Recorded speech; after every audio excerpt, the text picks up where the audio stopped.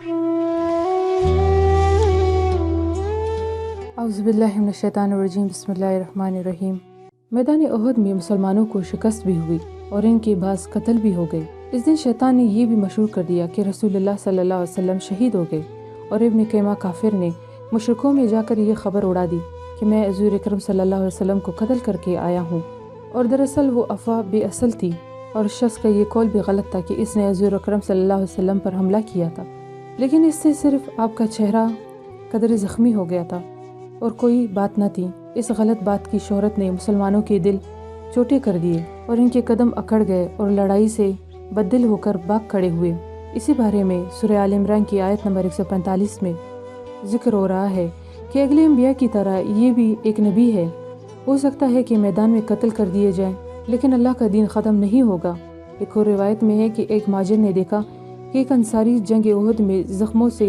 چور زمین پر گرا پڑا ہوا ہے اور خاک و خون میں لوٹ پڑا ہوا ہے۔ اس نے کہا کہ آپ کو بھی معلوم ہے کہ حضور اکرم صلی اللہ علیہ وسلم قتل کر دیے گئے ہیں؟ اس نے کہا کہ اگر یہ صحیح ہے تو آپ صلی اللہ علیہ وسلم تو اپنا کام کر گئے ہیں، اب آپ صلی اللہ علیہ وسلم کی دین پر ہم سب قربان ہیں۔ اور پھر فرمایا کہ حضور اکرم صلی اللہ علیہ وسلم کا قتل یا انتقال ایسی چیز نہیں ہے کہ تم اللہ تعالیٰ کی دین سے پچھلے پاؤ پلٹ جاؤ، اور ایسا کرنے والے اللہ کو کچھ نہ بگاڑیں گے۔ اللہ تعالیٰ انہی لوگوں کو جزائے خیر دے گا جو اس کی اطاعت پر جم جائے اور اس کی دین کی مدد میں لگ جائے اور اس کے رسول صلی اللہ علیہ وسلم کی تابعداری میں مضبوط ہو جائے، خواہ رسول اللہ صلی اللہ علیہ وسلم زندہ ہو یا نہ ہو۔ صحیح بخاری شریف میں ہے کہ حضور اکرم صلی اللہ علیہ وسلم کی انتقال کی خبر سن کر حضرت ابوبکر صدیق رضی اللہ تعالیٰ عنہ جلدی سے گھوڑے پر سوار ہو کر آئے، مسجد میں تشریف لائے، لوگوں کی حالت دیکھی اور بغیر کچھ کہے سنے حضرت عائشہ رضی اللہ تعالیٰ عنہ کے گھر پر آئے۔ یہاں حضور اکرم صلی اللہ علیہ وسلم پر عبرہ کی چادر اڑائی گئی تھی، اور حضرت ابوبکر صدیق رضی اللہ تعالیٰ عنہ نے چادر کا کونا چہرہ مبارک سے ہٹا کر بے سختہ بوسہ لے لیا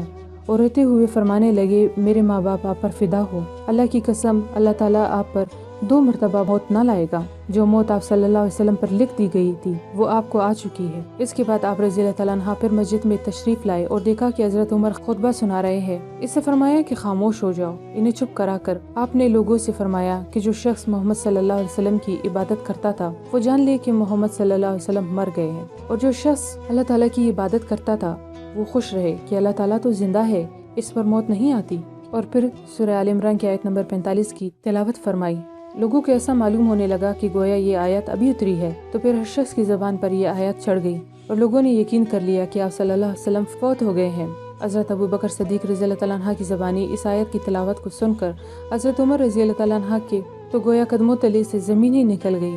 انہیں بھی یقین نہ ہوا کہ رسول صلی اللہ علیہ وسلم اس جہان فانی کو چھوڑ کر چل بسے ہیں۔ حضرت علی رضی اللہ تعالیٰ عنہ رسول اللہ صلی اللہ علیہ وسلم کی زندگی ہی میں فرماتے تھے کہ نہ ہم حضور صلی اللہ علیہ وسلم کی موت پر مرتد ہوں نہ آپ کی شہادت پر۔ اللہ کی قسم اگر حضور صلی اللہ علیہ وسلم قتل کیے جائے تو بھی ہم اس دین سے نہ مڑیں گے جس پر آپ شہید ہوئے ہیں۔ حضرت عمر رضی اللہ تعالیٰ عنہ فرماتے ہیں کہ اللہ کی قسم میں آپ کا بھائی ہوں، آپ کا ولی ہوں، آپ کا چچا زاد بھائی ہوں اور آپ کا وارث ہوں، مجھ سے زیادہ حقدار آپ کا اور کون ہے؟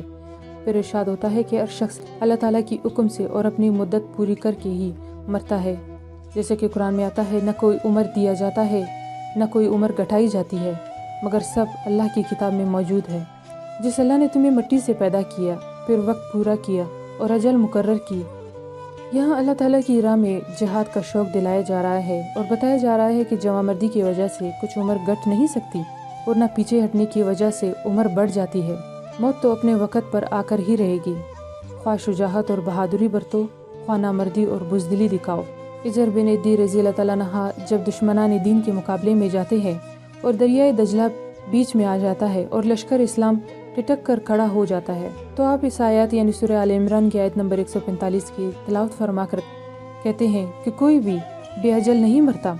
آؤ اسی دجلہ میں گھوڑے ڈال دے۔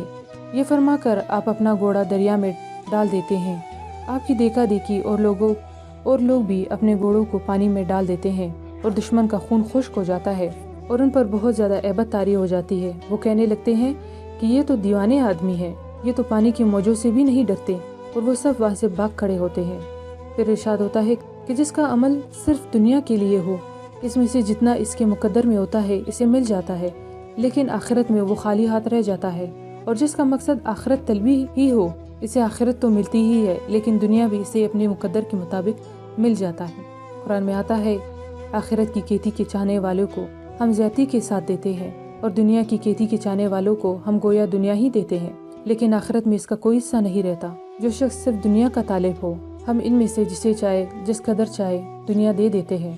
پھر وہ جہنمی بن جاتا ہے اور ذلت و خواری کے ساتھ اس میں چلا جاتا ہے۔ اور جو آخرت کا خواہاں ہو اور کوشاں بھی ہو اور با ایمان بھی ہو اور ان کی کوشش اللہ تعالیٰ کے ہاں مشکور ہے، اس لیے یہاں ایسے لوگوں کے بارے میں فرمایا جاتا ہے کہ ہم شکر گزاروں کو اچھا بدلہ دے دیتے ہیں۔ پھر اللہ تعالیٰ احد کے مجاہدین کو خطاب کرتا ہوا فرماتا ہے کہ اس سے پہلے بھی بہت سے نبی اپنی جماعتوں کو ساتھ لے کر دشمنان دین سے لڑے بیڑے ہیں، اور وہ تمہاری طرح اللہ کی راہ میں تکلیفیں بھی پہنچائے گئے ہیں، لیکن پھر بھی مضبوط دل اور صابر اور شاکر رہے ہیں، نہ سست ہوئی ہے نہ ہمت ہاری ہے، اور ان کے صبر کے بدلے انہوں نے اللہ کریم کی محبت مول لی ہے۔ اے مجاہدین احد، تم یہ سن کر کہ حضور اکرم صلی اللہ علیہ وسلم شہید ہوئے ہیں کیوں ہمت ہار بیٹھے ہو اور کفر کے مقابلے میں کیوں دب گئے ہو؟ حالانکہ تم سے اگلے لوگ بھی اپنے انبیاء کی شہادت کو دیکھ کر بھی نہ دبے نہ پیچھے ہٹے، بلکہ اور تیزی کے ساتھ لڑے ہیں۔ یہ اتنی بڑی مصیبت بھی ان کے قدم نہ ڈگمگا سکی اور ان کے دل چھوٹے نہ کر سکی، پھر تم حضور اکرم صلی اللہ علیہ وسلم کی شہادت کی خبر سن کر اتنے کمزور کیوں ہو گئے ہو؟ قرآن کریم ان کی اس مصیبت کے وقت کی دعا کو نقل فرماتا ہے کہ انہیں دنیا کا ثواب و نصرت اور مدد، ظفر و اقبال ملا ہے، اور آخرت کی بھلائی اور اچائی بھی انہی کے ساتھ جمع ہوئی ہے۔ یہ محسن لوگ اللہ کے چہیتے بندے ہیں جو اللہ کی راہ میں قربان ہوئے ہیں۔ اللہ تعالیٰ ہمیں کلام پاک کو سمجھنے کی اور اس پر عمل کرنے کی توفیق عطا فرمائے، آمین۔ وآخر دعوانا ان الحمد للہ رب العالمین۔